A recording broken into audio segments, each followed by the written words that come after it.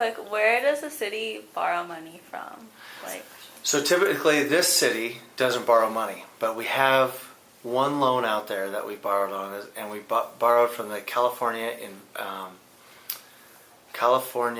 Capital Investment Fund, and it loans money out at like 2%. So it's like ridiculously small interest rate.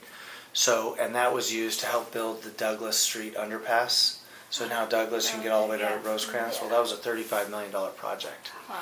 But we got money from the feds, we got infrastructure money from the state.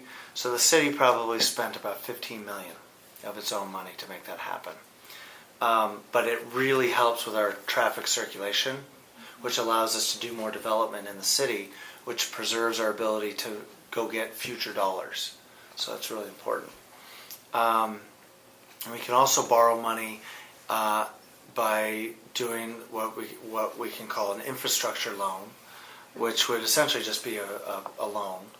You could do it through bonds, but it would be some sort of municipal loan where we would get an advantageous interest rate of some low rate that's like at 3.5–4%, depending on how our city rated, and that is sufficiently low enough rate that we could go ahead and do. We're thinking about $18 million of projects, so we'll see which projects make it.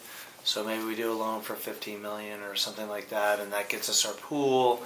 And if we have more money coming in faster, we can pay it off sooner. Or let's say we have $3 million of new money, that's a new revenue source that's dedicated towards infrastructure, then we could take that $3 million and use it as a loan payment for the next 20 years, and that would allow us to go out and get $50 million and allow us to do $50 million of improvements to the city that could reduce our carbon footprint, help us operate more efficiently, give us city amenities that in the past we could only dream of, but that would give our kids new educational opportunities, new fitness opportunities, give our seniors new opportunities for engagement in the community.